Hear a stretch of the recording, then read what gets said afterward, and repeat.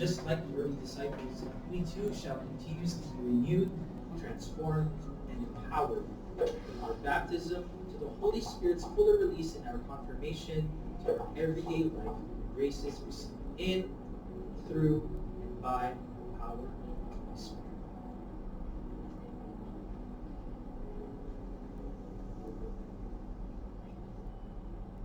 Okay, so I hope sa naging yung volume ay naintindihan mo. Okay, so it's just a summary how the apostles of Jesus Christ received what had been promised to them, which is the Holy Spirit, after Jesus Christ ascended to heaven. Diba? So, I know na alam niyo rin na after nun, nandun lang sila sa isang siguro roof deck, nagtitipon-tipon dahil takot sila sa lumabas dahil hindi pa nila na-receive what had been promised to them. And of course, dahil mainit sila sa madlang people, di ba? Yung mga head ng Jews at that time. Especially yung mga namumuno talagang pinapersecute yung mga sumusunod kay Yesu Cristo. Moving on, mga kapatid, if something should rightly disturb us and trouble our consciences, it is the fact so many of our brothers and sisters are living without the strength, life, and consolation born of friendship with Jesus Christ, without a community of faith to support them, without a meaning and a goal in life. So just like us mga kapatid, how is our relationship with God? Maybe many of you just know God the Father before attending this LP. Doesn't know Jesus Christ, or maybe know Jesus Christ only by name, but deep inside, by heart, hindi nyo pa masyadong kilala. And as you believe, as Christian, we have a Trinitarian belief of God. Ibig sabihin, tatlong persona sa isang Diyos. So mayroon tayong God, the Father which is God, Jesus Christ which is God, and Holy Spirit is also God, which is subconsubstantial to God and Jesus Christ. So sila po yung persona that comprises the Trinity of God's, sabihin natin, images. Diba? So kaya sa kanang Ama, Anak, Espiritu Santo, tatlo. So yun po yung posisyon. So nowadays though, Christian today, sabi nila, look weak and lifeless. Ako, I agree. Lack of power and effectiveness. Sometimes I think of myself, nowadays, paano mo magpakita ang, sabihin natin na the Holy Spirit is there, but hindi natin ma-recognize. Paano ba natin siya ang approach? Paano ba natin siya sabihin na natin na paano ba tayo kakagiliwan ng banal na Espiritu? Dahil sa sinasabi nila ngayon na ang mga Kristiyano ngayon ay hindi na ganoon ka-strong, just like during the time of Jesus Christ, when these apostles received the Holy Spirit that had been promised to them. Diba? So, isipin nyo, ano nga ba gagawin ko pag mayroong Holy Spirit? Kumbaga, pag sinaktuban ako ng banal na Espiritu, just like Mother Mary, diba? So, ano kaya ang gagawin nyo pag nagpakita ang anghel na kayo ay kinagigiliwan ng banal na Espiritu? Baka kayo ay matakot. Or baka naman sa mga mister na, or anyone else, no, umiinom, baka ibang Espiritu pala to. Diba? So, we need to know what kind of spirit is this. So, early Christians, sabi nga, doon sa video clip, di ba? After they have received the Holy Spirit, that day, himasmasan sila. Di ba? Ito na pala yung hihintay natin. So, during that day, believe it or not, as said in the Bible, nakapag-evangelize sila ng 3,000 people. Well, about us, sabi ko nga kanina. Paano pag nangyari sa atin ito, makakapag-evangelize kaya tayo ng more than 3,000 to hit the record? Diba? It's not a challenge, but lamang na tayo. Kasi sabi ko earlier kanina, during the time of Second Testament, sila yung mga karakter. Lamang tayo in the sense that alam na natin somehow yung laman ng karakter na mga karakter ng Second Testament. Whereas tayo naman ngayon, gumagawa tayo ng ating own history or story as part of the Third Testament kung mayroon naman gagawin. So alam na natin. So dapat mayroon tayong mas alam na tayo na paano natin i-approach ang banal na espiritu at paano tayo makapag-evangelize.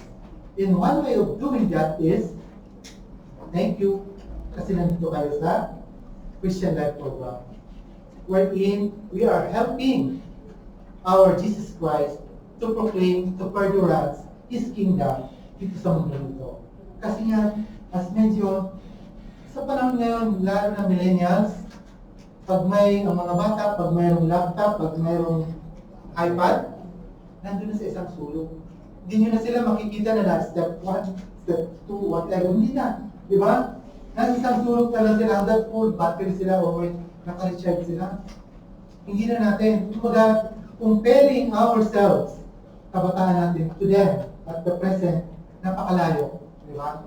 Nami-miss nila na sayang hindi nito na i-experience. And I hope, and I encourage each one of you, mga parents, still encourage, ano yung nakagis na natin, especially sa ating tradisyon, bilang kultura ng Pilipino, di ba? Kasi yun ay may sasalin natin sa kanila.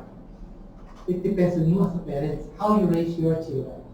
But going back, again, sabi ko kanina, the same Spirit, the same Holy Spirit, we will be releasing today as we will be going on further, as the same sa nakaraan 2,000 years back.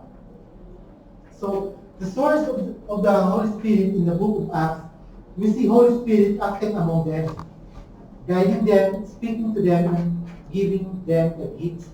So, binigyan ko sila ng gifts ng Holy Spirit. For us today as well, ask the Holy Spirit what gifts you will be receiving. And later on, I will be telling you ano yung mga spirit, mga gifts of spirit na kailangan i-ask. Kasi kailangan natin i-pray and i-ask. Kasi nga pag hindi mo kayo nag-ask, ano naman kabibigyan, di ba? Kagaya nyo bilang mag-asawa, kung kayo ay nahihirapan sa isang relasyon nyo, abay magsabi kayo, asawa ko, abay mali na yung ginagawa mo, hindi ko na gusto. Dapat mo sasabi kayo. Kaya naman, Mrs. Aba, hindi ko rin gusto yan. Puro ka lang diyang telenovela. Kaya nagugutom na mga natin. Ano yung baon natin? Linggo na ngayon, wala pa tayong babaunin para bukas. Something like that. So we have to be aware and sensitive in our surroundings. So ganun din po dito. Ano ba yung dapat nating i-ask sa Holy Spirit para ay ma-release naman sa atin? And mind you, listen to this. Itong hinihingi natin, it doesn't mean to say that outright, mali-receive natin. Sometimes it will take time. Sometimes, if you are lucky enough, ma-receive natin, good for you and we share it. Pag hindi naman, sabi ko nga, hindi naman natin yan ma-receive overnight. Overnight, it will take a process. So, mali na po ba? So, we move on. The source was the Holy Spirit. Who is those Holy Spirit? Ika na. Ayun. So, Holy Spirit ang Holy Spirit, si Bro Sanian ba yan? Sabi niya kanina, baka si San Miguel, ang banal na Spirit yan. Diba? So ito pag-usapan natin ayon sa Panginoon natin.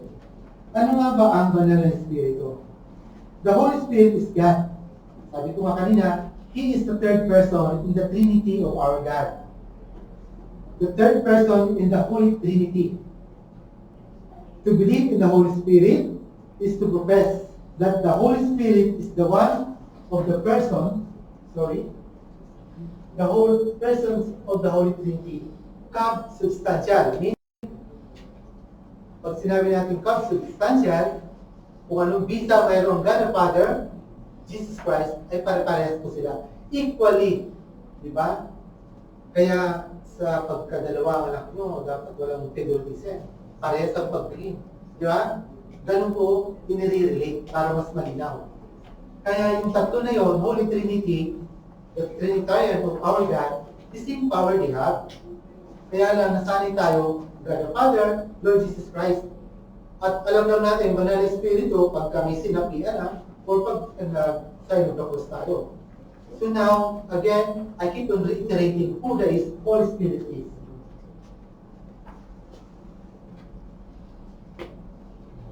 Consubstantial with the Father and the Son. With the Father and the Son, He is worshipped and glorified. That is according to the Catechism of our Catholic Church. The Holy Spirit is the Lord and giver of life. Do you believe? Yes. Amen. Kasi di ba, bakit tayo nandito, bakit ako nakatayo, nakaupo dyan? It is because of the Holy Spirit, not our physical body. Beyond or inner part of our physical body is the Holy Spirit. Okay. If we notice in the Gospel, Jesus was conceived, di ba?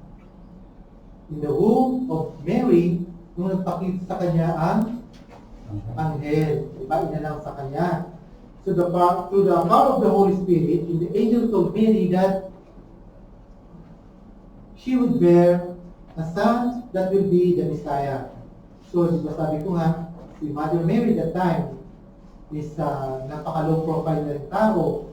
Itong pakitaan ka ng anghel. But then, nakakatuwa kasi in the low profile of Mother Mary, iba yung naging tone niya. Instead na matakot, he replied in a positive way. So alam na natin yun. The Holy Spirit will come upon you and the power of the Most High will overshadow you. And that is prophesied. It is nangyari na nga. Therefore, the child is to be born be called Holy, the Son of God. And that is according to St. Luke, chapter 1, verse 35. The same Spirit needs to be alive in us in order for us to enter the kingdom of God. So hindi yung kung anong Espiritu ang kailangan natin. Iisa lang. Ang banal na Espiritu. In John, the book of John, chapter 3, verse 5, it is said, Jesus answered them, Amen, or Amen, I say to you, no one can enter the kingdom of God without being born of water and Spirit. So kaya tayo may baptism. Diba? Remember, Lord Jesus Christ is the only begotten of Son of God the Father. But then, kailangan niyang dumaan sa process, which is baptism in the river of Jordan. Amen po? Amen. So yun ang turo sa atin. We move on. The Holy Spirit is the Paraclete. Oh, ano ba yung Paraclete? Kahit ako di ba alam eh. Nung pinag-prepare ko to, ganun din pala. See, during that time, we never used this Paraclete, the synonyms of this Holy Spirit. Sabi nga, the Paraclete is the contemporaneously the one who distributes efficaciously through the sacraments, the salvific ways offered by Christ, dead and risen again, and He is the one who bestowed the charism. So, pag nilay natin, ano nga ba ang Paraclete na sinasabi? Paraclete is somehow said to be a guide, a friend, a defender, a counselor, helper, or advocate, and a comforter. Diba? So, paano naman ito narinig ang sinasabi natin dito? Paraclete is a Greek word meaning to exhort, but it has a wide range of meaning. At yan ang ako yung nakasama dyan. The term also connotes imparting of strength. Diba? Because of this wide range of meaning, scripture translators vary in the way they render the word in English. So nakakaiba-iba yung kanilang interpretasyon. But para sa simple interpretasyon, sometimes it is translated as counselor since the Spirit provides guidance. So ginagay tayo ng banal na Espiritu.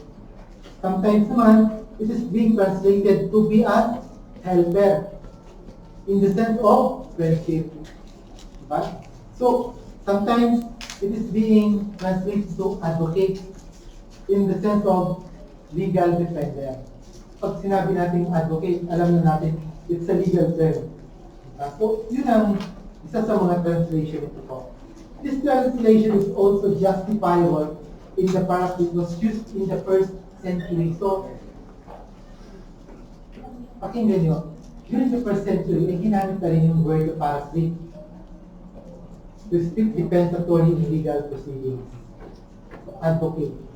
And finally, mga kapatid, I'm calling mga kapatid, it is a comforter. So the Holy Spirit or the Paraclete is a comforter in the sense of giving strength.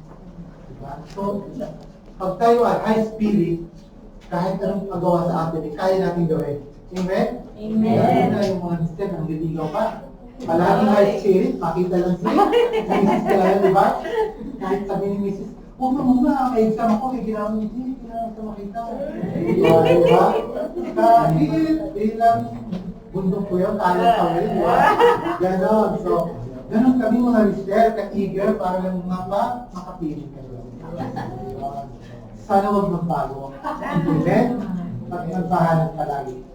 Sabi nga, as is common by John, we are not attended to pick the best meaning for yung paraphrase, but rather to bear in mind that all these meanings are with intentions. As we move on, and behold, I am setting the promise of my Father upon you, but stay in the city until you are clothed with power from on high.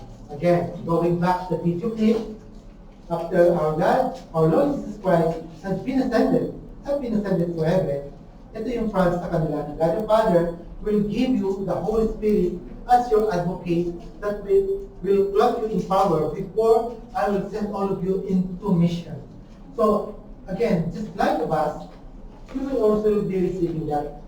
Which I said, nasa atin na, but though if you know, wala naman tayo pamuha-muha, binigyan tayo ng banal na Espiritu, and then hindi natin na-release yung power. And that is what we are going to do today, to release the power of the Holy Spirit. So sabi nga, kung pupunta tayo sa giyera, kailangan equip tayo. So this is the same as this. Kasi kung pupunta ang ating mga apostles the time to heal others, just like Jesus Christ doing, to cure those who are sick, without the power of the Holy Spirit, paano sila makapag-cure? Kung pupunta kayo sa giyera, wala man lang kayong bala or gatilyo o baril, paano kayo makapatay, di ba? Malamang kayo kayong tamado agad, mauna kayong katamaan ng bala o mababaril. So, kailangan we are equipped with the weapon. At ito po yun. Sabi nga, I will take you away among the nations, gather you from all the lands, and bring you to your own soil. I will sprinkle clean water over you to make you clean. So pag na-baptize tayo, of course, mawawala yung ating mga impurities. From all your impurities and from all your idols, I will cleanse you. I will give you a new heart, a new spirit will put within you. I will remove the heart of stone from your flesh and give you a heart of flesh. I will put my spirit within you so that you walk in my statutes, observe my ordinances, and keep them. You will live in the land I gave to your ancestors. You will be my people, and I will be your God. So ito po yung ating promise sa atin ng banal na Espiritu. We will be cleansed. You will be reborn. Hindi naman born again. We will be reborn in the promise of Christ, our Lord Jesus Christ, when we follow Him. Later on, kayo mismo, sa mga sarili nyo bilang mag-asawa, you will observe gradually what are the changes happening sa inyong relationship. Kung noon, sweet si Mr. baka ngayon very sweet na kayo sa Mr. Wow! Diba? Kung noon, si Mr. sinasabihan ni Mrs. I love you, ngayon nagsasabi na rin na, I love you. Ganun ako. Kami mga lalaki, I don't know if you will agree with me, husband. Kasi sa aming mga lalaki, I love you is seldom namin sinasabi, basta ginagawa namin. Kaya nga namin pinangasawa kayo. Amen? Yeah. Kasi kung hindi namin kayo mahal, bakit kami magpupursige na puntahan kayo napakalayo, di ba? Amen. So, usual, ganun din. Bakit naman kayo papayag na pangasawa namin, kung hindi naman kami mahal. Amen? Amen. Okay, so, usual.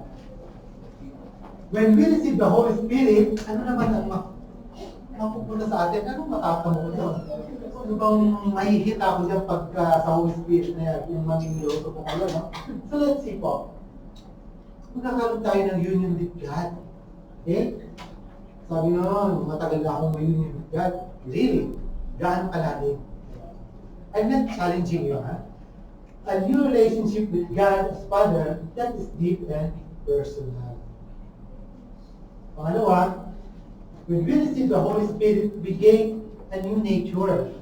Ano nga ba ito? we receive spiritual power for living the Christian life. So, first, union with God, prayer, maybe your prayer format will change. Kung dati pala, punta lang kayo ng simbahan tuwing linggo, wala kayong time to pray for your own, wala. Now that you have attended this, after you graduated or finished this CLP, you will allot time for you alone sa ating Panginoon. You and God, personal po. And later on, kailangan kasama ko rin yung aking pamilya, si Mrs., ang aking mga anak. Again, you will allot a prayer time for your family, magkakasama kayo. Okay? Power to serve. So, after doing this, of course, you will find yourself hindi sapat, parang may kulang. And you will realize later on that there is that emptiness and craving more to serve ay kailangan magawa namin ito. And this is one of that, power to serve. As Jesus witnesses, di ba? So, ang Panginoong Jesucristo natin, napunta dito, sa mundo ito, sa planet Earth na to, not to be served, but to serve. So kaya kung makikita nyo, di ba, He cured many those who are sick, afflicted of bad spirit. Hindi naman siya yung pumunta dito ay marangya or yung introduction sa kanya, napakabongga. Di ba? Pinanganak siya sa kapsaman. So ganun din po tayo. As we move on, so ito na po yung sinasabi ko kanina, the gifts of the Holy Spirit. Ano nga ba ang mga ito? So dito natin isa-isahin. In our community, as a Roman Catholic, we classify gifts of the Holy Spirit into two. There are hierarchical gifts are bestowed to the leadership of the church to ensure the continuing presence of Jesus' unique salvific mediation. Ito yung mga ating mga bispo, mga kaparian. Sila yun. At dito naman tayo nag-call. The second, charismatic gifts. Enable the faithful to do evangelical mission, discerning the sign of times, interpreting them in the light of the gospel. So dito po tayo nag-call in the charismatic gifts. So, diving or going beyond charismatic gifts, ano pang meron? In the gifts of the Holy Spirit, there includes the 9 charismatic gifts. Ano po ba mga ito? Teaching gifts, wisdom and knowledge. Isa-isang ulit natin yan. Wisdom and knowledge.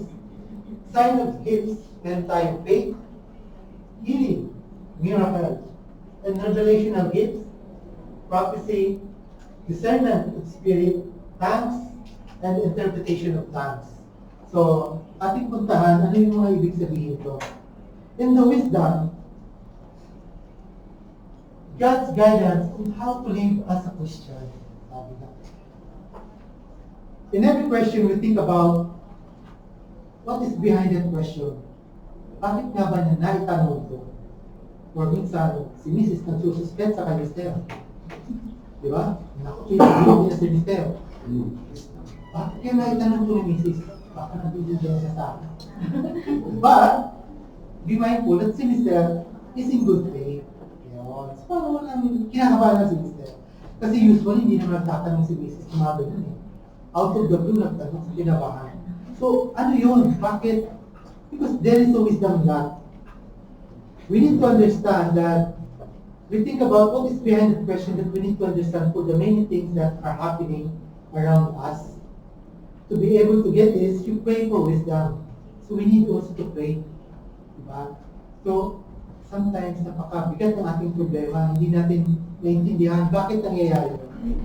So for us, sa Christian, Catholic, we need to pray, to ask guidance from the Holy Spirit, which is will be given by our God. Amen? To be able to get this, we need to pray. So kaya mayroong mga, sometimes mayroong mga matalimhagang tanong. Okay? Kayo naman mga mister, you know that you are in good faith, huwag kayong kakabahan. Pag may mga kakaibang tanong ang inyong misis, maaaring hindi niya rin alam what is the wisdom behind that question. Baka alam niyo. Amen? Yeah. That is wisdom. Knowledge, speak and understanding the truth of the mystery of Christ. Alam niyo, napaka-matalimhaga. Because God blessings, kung paano natin na-receive ang kanyang mga providences, works in a mysterious ways. Sometimes, kahit na wala pa kayo dito sa pag-attend ng community ng Corpus for Christ na to, napapansin nyo na when you pray, lalo pag devotee kayo, minsan yung problema na problemahin pa lang, yung sagot ay nare-receive nyo na. And that is because you are a prayerful person. And when you are a prayerful person, minsan na-advance yung blessing ng Panginoon. Or sometimes, because someone are praying with you. Maniwala kayo sa mga hindi, mga kapatid. Ano mo, ngayon tayo ngayon. This is the sabi kong blessings that our parents are living out right now. Ipinanalangin ng ating mga magulang kung ano ang meron tayo ngayon. Agree or disagree? Agree. Yes. Makapagtapos tayo. Or hindi lang muna. Makapasa tayo sa entrance test. Makapagpatuloy tayo ng pag-aaral at makapag-graduate. And here we are. Nagtatrabaho, may mga kanya-kanyang trabaho at may mga kanya-kanyang pamilya. And that is because of the prayers of our parents. And the same happening right now sa inyong mga anak. What are your prayers to your children? The same, what our parents have prayed to us. And even more. Diba? Sana maging scholar o maging matalino or alam nyo, masundan ang inyong mga yapak. Kung ano man kayo ngayon sa inyong titulo bilang mga profesyon, mga professional. Diba? So that is how we're praying. And that is how the Holy Spirit works in a mysterious way. Faith, the charismatic gift of faith seems to be a special gift of prayer. So ano mga balo? For whatever problems in life we encounter daily along the way, we know God is there with us. Faith. No one changes your mind about this because of our God's ways. Sabi nga in the book of Mark, chapter 11, verses 22 to 24, it says, "Amen to you. Whoever says this mountain, be lifted up and thrown into the sea, and does not doubt in his heart, but believes that what he says will happen, it shall be done for him. Therefore I tell you that you ask for prayer. Believe that you will receive it, and it shall be yours." So again, pinapagawa sa atin dito, we are being reminded that anumang panalangin na hinihingi natin sa ating Panginoon, through our faith, paniwalaan natin. Sabi ko kanina, sometimes our prayers are being answered in advance of time. Sometimes it is being delayed because of God's will in His time.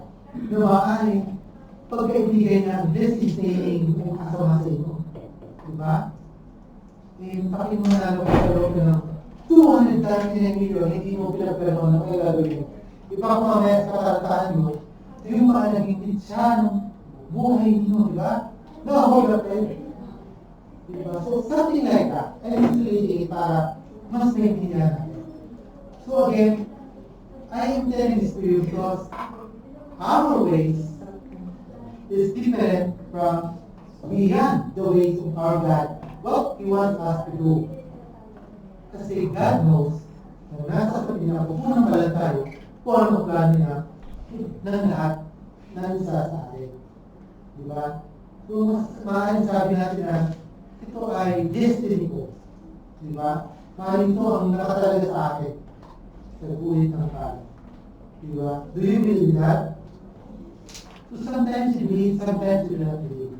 But if you are prayerful and just believe in the power of the Holy Spirit, that we have God, then you will understand. Healing. Napakahalaga. Minsan may mapapanood kayo sa TV, meron tayong mga healing priest. O kung hindi man mga healing priest, meron tayong mga missionaryo na nakakapag-heal. This is what happened to the 12 disciples. Sabi ko kanina, di ba? Before the ascension or before the death in the passion of Christ, naalala nyo, Jesus Christ, our Lord, sent off some of His apostles beyond or sa ibang lugar para mag-cure. So, kung hindi sila naniniwala sa kanilang Panginoon si Jesus Christ, they cannot cure those persons. But dahil naniniwala sila, sila ay nakapagdamot din. Came this passion of Christ. After nung Christ Jesus Christ, nung resurrected, He was ascended to heaven. Come this Holy Spirit na binigay sa kanila. Nung na-receive nila ito, and that was the time that they started to go on mission. Diba? So ano ang ginawa ng Panginoon sa Kristo ng kapanggamot, ay nakapanggamot din sila because they were guided by the Holy Spirit. Amen? Amen. That is how powerful the Holy Spirit is. And kaya minsan, huwag kayo magtataka na yung iba, maaaring kayo nagtataka kayo or natatawa kayo minsan na mayroong tayong mga priest na nakakapag-heal. Really, they can heal. Because power of the Holy Spirit works in them. And again, be mindful of the Spirit here. Miracle, supernatural activity from Him. So, ano nga ba yung miracle na to? Kung maalala nyo, some of you may know already, yung first miracle that Lord, our Lord Jesus Christ, ano yung ginawa niya? Di ba? When they attended a wedding in Cana, ang ating Blessed Mother Mary, napansin niya na yung may kasal, inubusan na ng wine. So during the time, ang wine ay napakahalaga. So, nung napansin ng ating Blessed Mother Mary, tinawag niya ang Yesu Cristo na wala siya ng anak, sugawan mo ng paraan. At ang sabi naman ng ating Yesu Cristo, hindi pa ito panahon para po magawa ng miracle. But because sinabi ito ng kanyang nanay, sumunod siya. And that was the first miracle. And the second miracle, our Lord Jesus Christ, remember the 5 loaves, 2 pieces, diba? So, nanangamba yung kanyang mga apostles, pauwiin na natin to. Kasi wala tayong mapakain sa kanya, ito lang natitira natin. But, again, with the power of the miracle that Lord Jesus Christ had been done, meron pang nasobra. Diba? So, that is how powerful the miracle is, and that is through the Holy Spirit. Sa atin, mangyayari kaya ito? Yes, we will. Okay? You are being used by God as an angel to others. Diba? Sometimes, we are being sent off, wala tayong paalam lang, na tayo pala ay naging hulog ng langit sa kanila. Sometimes, in the world of financial, through the kindness, in any kindness of binibigay sa atin, tayo nagiging blessing sa kanila. At napakalaking miracle sa kuya. At alam ko na ginawa nito during the height of pandemic, di ba? Maaari kayo tumulong. So that is already a miracle. Ginamit kayo ng ating Panginoon. Prophecy. The gift of by which God speaks to a person, message to an individual throughout the whole community. So, maalala nyo, before the coming of Jesus Christ, maraming pinadala ng mga propeta ang ating God the Father. Dahil hindi naniniwala si propeta ang karamihan sa mga tao ng araw, sa First Testament and the Second Testament, here comes our Lord Jesus Christ, the only begotten Son of our God. So maaaring malitin din natin ito, mga kapatid. I don't know when, but if you will pray for our God, seek, and it will be added unto you. Okay? This happens in the Old Testament many times through the prophets. They can tell the message of God that even today in our daily life is still happening. God is using us to be a messenger to others or even in our community for good of everyone. So kung kayo ay may prophecy, huwag niyo po itago. Ha? Share it. Share it to the right person. Maaaring pumunta kayo sa pali para sabihin nyo na meron kayong gift of prophecy. Para huwag kayo mag-misinterpret. Kasi pagka napunta kayo sa iba, hindi right people, baka sabihin na kayo. O baka sabihin nangyayari na kayo. Or something will do. To avoid it, sabi ko nga, go to the right people that will direct and help you how to understand these gifts of prophecy. Next, discernment of spirit. The gift by which person tells whether in the situation what is at work. Yeah. Simple ay kind of vision or sense. Paano ba natin ito mangyayari o gagawin? Sabi ko kanina, we just need to pray this kind of gifts na na-enumerate sa inyo. Tongues, gifts of tongues. So kung maririnig ko later on, pagkatapos ng prayer, may maririnig kayo na may mga sinasabi sila na hindi naman nila mga salita, ibang lingwahe, but then naintindihan nyo, lo and behold, you have the gift of tongues of interpretation. Ibig sabihin po, kung yung isang tao ay nagtatangs pero naiintindihan nyo ang ibig sabihin mo, mayroon kayong gift. But itong kasalukuyan na sinasabi ko, ito yung gift of tongues, na hindi nyo na masabi, isinabi nyo na lang, yung gift of tongues, something like that. Yun po yung gift of tongues. Later on, you might experience it when you wish to ask for the Holy Spirit. Okay? But then, huwag kayong matakot. Huwag kayong magduda. Again, it is the gift from God. Ito po ay bonus sa libre walang bayad. All we have to do is ask for it, that we will receive it, and we will use it on the proper time, in the right way. Ito yung kanina, interpretation of tongues. Kung naaalala nyo, kanina yung video, short clip, nung na-receive nila, when they were clothed in the power of the Holy Spirit, they started to say something. They started to say in tongues. So, yung mga nasa baba, nung building nila nakakarinig, wala naman sa kanilang mga Galileans. Bakit marunong sila mag-Galileans? Wala naman sa kanilang mga Spartans. Bakit marunong sila magsalita ng mga Spartans? Or, wala naman sa kanilang makapampangan. Bakit marunong sila magkapampangan, mag-Bicolano, mag-Ilocano, mag-Chabacano? Diba? So, that's the power of God, Holy Spirit through tongues. And, again, interpretation of tongues. Pag nakakaintindi kayo, naririnig nyo ang mga tongues, naiintindihan nyo yung sinasabi niya, knowing people, you have a gift of tongues. Next, the gift of tongues, common experience when we receive the Holy Spirit. Okay, po? It can have great consequences in our spiritual life. An important first step and is often the gateway to fuller life in the Holy Spirit. So ito po yung parang entry natin, parang intindihan natin ano yung banal na spiritual. We should always ask for the gift of tongues. Sabi ko kanina, begin by just praising God in your own words. Paano yung pinipraise ang ating Panginoon? Because sabi natin kanina, pinupuri namin kayo, pinasasalamatan, dinarangal namin kayo. For you is our Lord, you is our Redeemer, our salvation. Gawin po ang ating pagpapapuno sa ating Panginoon. Focus to the Lord and offer to Him your utterances as prayers of praise. Do not analyze the sound or focus on the experience. If you are deeply praising our God at may lumalabas sa inyo, huwag po kayong magtaka. Meaning, the works of the Holy Spirit starting to work in you. Resist the temptation to think that it is just you and not the Holy Spirit forming the sounds.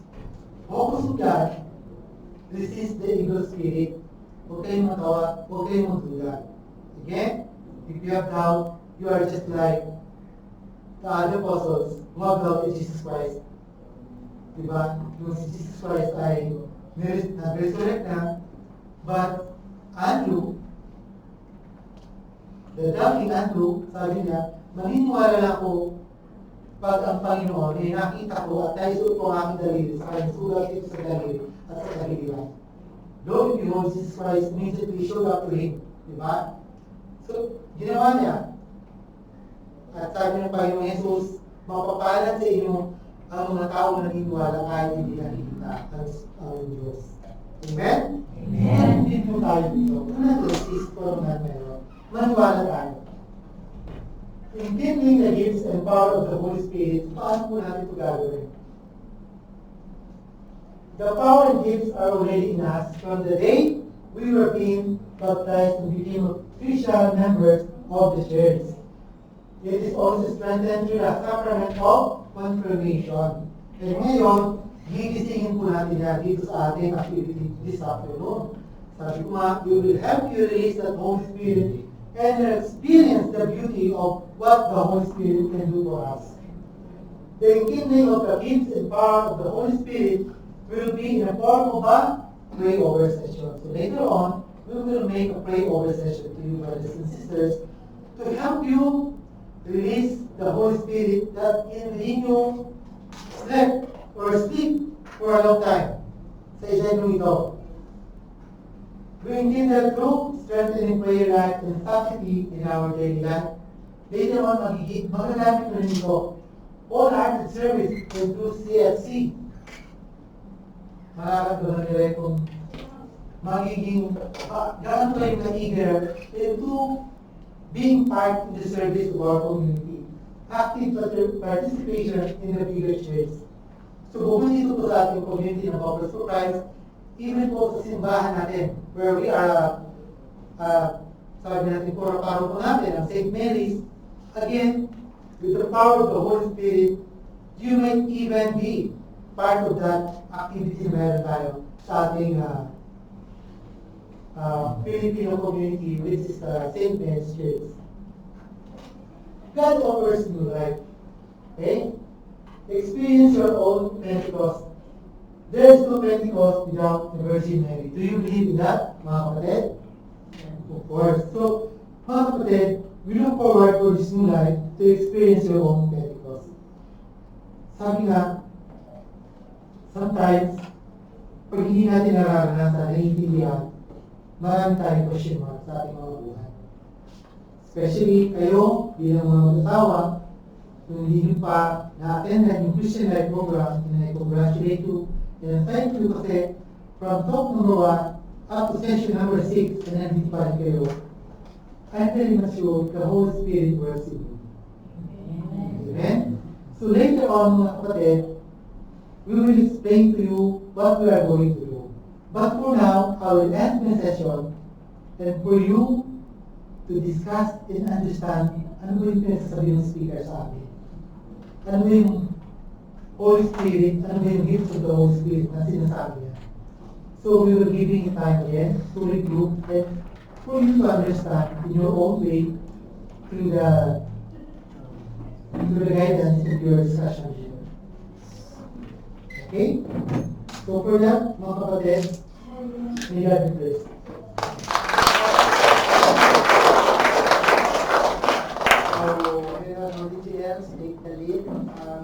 Father as God, Jesus Christ as God, Holy Spirit as God, which is substantial with the Father and Lord Jesus Christ.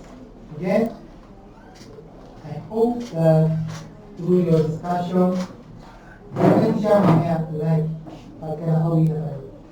Para mas maintindihan yung part ng hindi nyo naintindihan kanina sa discussion nyo, kung meron pa rin hindi kayo naintindihan, okay, mag-bili, tanongin po, or mag-send your message in mga group discussion here for you to more understand. And we can give you a lot of links or materials para makapag-bili you. But those resources is our Bible, and the Catholic Bishop Canadian CCC natin, the Catechism, the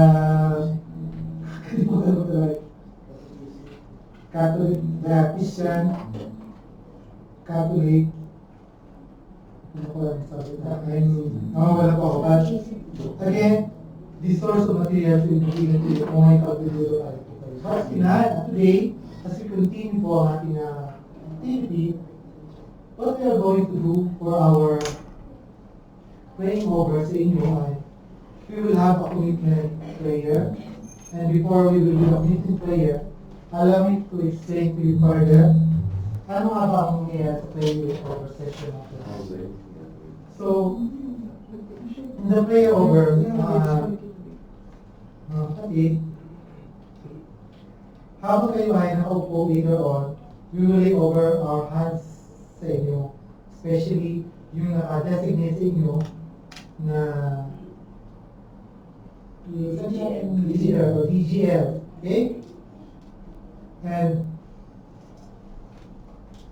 pag nakaupo kayo, just be composed, relax, okay? Bear in mind that ginagawa natin ito not para sa moro-moro o kalokohan lang. This is the work of God. We are being called here, and be reminded as well na ito ay hindi po pangalawa or pangatlong baptism. As I mentioned already, and I think na discussion already that we have been baptized already since we were 1 or 2 years old or more, and during the confirmation also. So this is just the release of the power of the Holy Spirit, kaya namin gagawin yung pray over sa inyo. And every one of us ay kagayin dyan, way back then kami ay participant ng din. So same process po. So after that, sabi ko nga kanina, just relax, do not be afraid. And this month is here to receive God's gift pag kayo ay, alam mo yun, empty yung mind nyo, yung puso nyo, iniatan nyo sa ating Panginoon. Kasi pag may mga gumugulo sa inyong isipan, yung focus, yung concentration ay hindi rin sa Panginoon. Kung dalawang isipin kayo, magugulo kayo, more to say, hindi nyo maintindihan kung mga ba't ang ginagawa mo. Tendency is, you will have a doubt. Diba? So, do not be afraid. The Lord is with us through the Holy Spirit. He loves us, each one of us. Remember that each one of us is a unique creation of our God. Lahat tayo ay may kanya-kanyang katangian. At yan ay malalaman din natin kung hindi na tumalik sa ngayon. Ano nga ba yung pagkakaloob ng Panginoon sa atin? Sa 9 gifts na charismatic gifts na discuss natin kanina, alin man doon, sabi ko, ulitin ko lang, it may be given today, it may be given to you tomorrow, tonight, or in the process.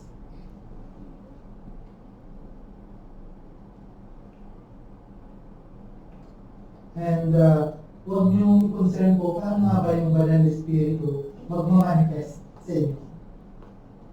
It's just like we're doubting. As again, just make compose of yourself, and anything that you hear is because you are willing to entrust 100% yourself to the Holy Spirit. We are not doing this again because this is said by your team leader or by your speaker or kung sino man may appropriate dito. For me, again. So we are doing this. Our basis for the Holy Spirit, as per the Bible, as per our community of Apostles for Christ.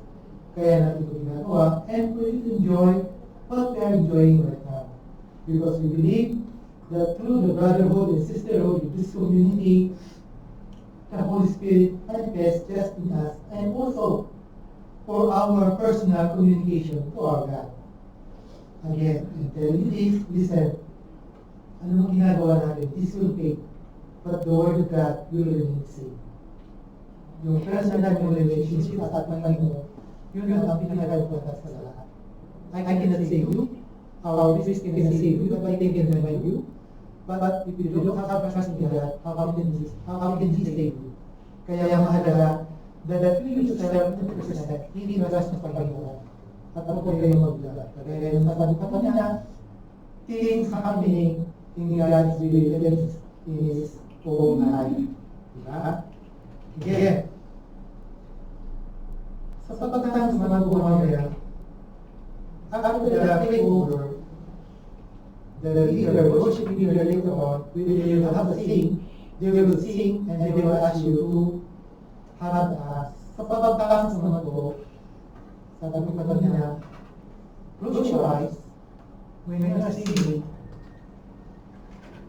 and when you are singing with the God, focus again, imagine nyo na Panginoon si Kristo kaharap ng these days. For you to start with the thanks, kailangan bukaran lang yung mga bilik. Diba? Parang, paano ba mananalo sa loto kung hindi ka naman mataya? Same as that. Paano ba makakapagtans kung sa gagawin mo? Bilik. Kailangan ibukaan anything, any words that you will utter later on. Believe it or not, it start with opening your mouth and saying simple words. La, siya, la. Holy Spirit, goosebump, you will do it. At pag nararamdaman nyo, kayo yung nakasalita na, just to remind you, you can control it because there are times that you will be overwhelmed. Hindi mo makontrol. Nagsasalita ka, nagtansa ka, tuloy-tuloy. Hanggang nag-pass out ka. What will you do? Diba? May dalawa ka na diba? Or 1 hour of kahon na nasa-city. But be mindful ka rin na pag nagtansa kayo, nagsasalita na kayo, sumabay kayo, kasi yung it's very encouraging sa tututugog na lalo yung mga mapapapadang sa lalo. But again, when I say, pag nagsasalita kayo, magsasalita rin na always be mindful kayo para sa inyong sasabi. At pag hindi naman na-overwhelm kayo, we have our brothers and sisters here who look after you what is happening sa inyo. Hindi naman namin yung papaya. Kalungkulon dyan, taas-taas din. Yung point is, we are watching you what is happening. Diba? Kasi kakagulo namin po kayo. Diba? We don't want to put in or pick anyone here because the Holy Spirit is a good spirit. Walang magaling spirito that will help us.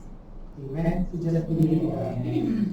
So, mangyayari, habang nagkakaroon ng continuous song later on, isa-isa po, kukunin kayo, and they will bring you to to start with the praying over.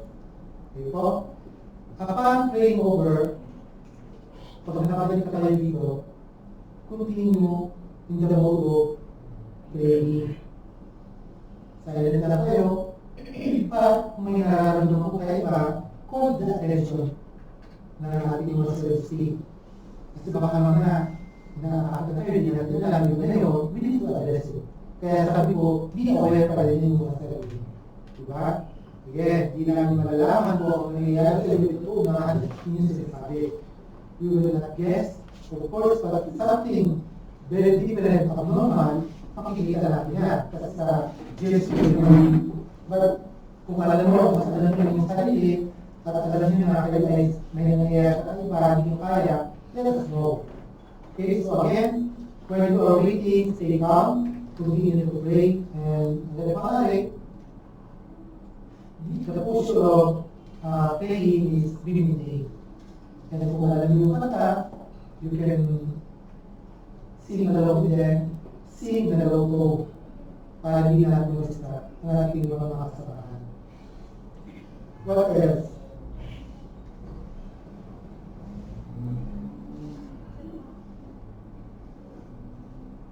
So, yun naman po ang ating reminder sa inyo to be composed, to be relaxed, know that God is with us through the Holy Spirit.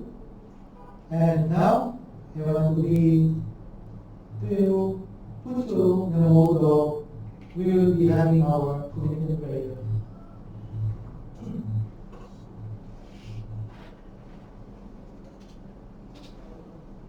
So,